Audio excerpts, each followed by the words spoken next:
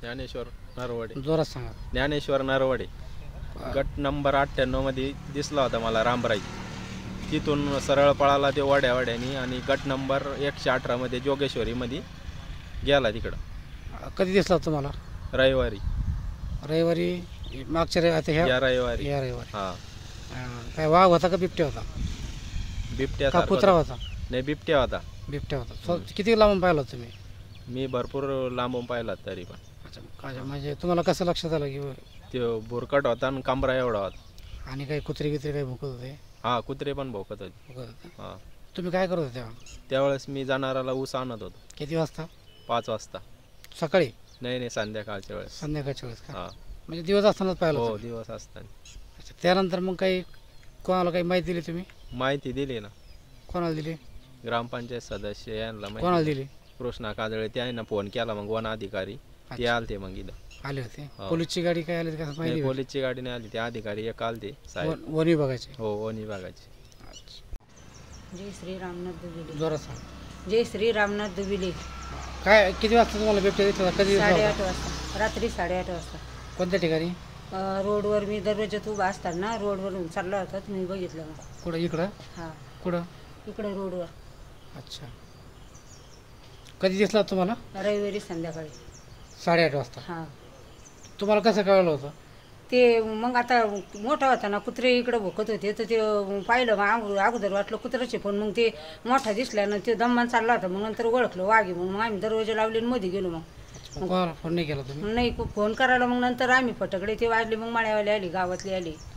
लोक जमले होते? हां, लोक जमले होते. नंतर पोलीसची गाडी आली. मग पोलीसची गाडी आली? हां, 11:30 वाजता. बरं. पूर्वी एक गाडी चालली होती तर ते रोडवरून तिकडे चालला होता. तर त्यावेळेस त्या गाडीमध्ये कॅमेरा असताना त्यांनी पाहिल्याच्या नंतर गाडी मागं वळली. आम्ही सगळ्याला सांगितलं. मग आम्ही सगळे मळ्यावाले सगळे एकत्र आलो.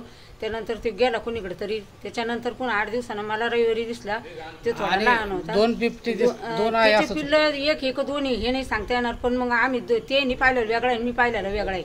अच्छा. त्यानं मोठा होता, त्यांनी पाहिलेला व्हिडिओमध्ये, आणि मी पाहिलेला थोडा लहान होता. पोलीसची गाडी आली होती? हां, आली होती पोलीसची गाडी. आणि गावातले लोक जमा झाले होते? हां, गावातले लोक. किती लोक जमा झाले होते? बरेच. त्या रात्री 10-15 जण जमा झाले होते. अच्छा. आणि पेपरला काही बातमी छापून आल्या का? पेपरला काल पेपरला बातमी होती काही अफवा केली म्हणे लोकांनी. अफवा बी नाही आहे. मी स्वतः माझ्या डोळ्यानं बघितलं. अफवा काही नाही. जोगेश्वरी. एक माणूस कामावरून सल्ला त्यानं पाहिला होता का काका इकडे बाहेर झोपून काही लय मोठ्या बिबट्या पाहिलं म्हणून. अच्छा, त्याने कसं पाहिलं होता? त्यांना म्हणजे गाडी मध्ये चालते, गाडीचे कॅमेरे सगळे, गाडीचे कॅमेरे पुढून पाहिला होता. अच्छा. हां. आणि त्याने तुम्हाला येऊन तो व्हिडिओ दिला का गाडीमधला काढून? हां. तुम्ही स्वतः घेतला? हां. मग तेव्हापासून तुम्ही घरात झोपायला लागले? हां. बरोबर. काही नंतर काही नंतर मग ते बहिणी पाहिलं इकडे, ते घरवाले बहिणी पाहिलं. हां. ती बी अशी आरबोई, ती बेसून आरबोई त्या माणसाने. बरं बरं. हां. संजय कारभारी काजळे, जोगेश्वरी. रोज 15 दिवसापासून फटाकडे वाजवतो. 10 दिवसापासून? 10 दिवसापासून. कशामुळे वाजवता? ते बिबट्याच्या भेवामुळंच ना. अच्छा. हां, वाघ बिबटा काय असेल ते. पण मग जनावरं कुत्रे भुकायला लागले तर मग उठून आम्हाला रात्री 12ला 1ला कधी 11ला फटाकडे वाजायला सुरुवात करायला.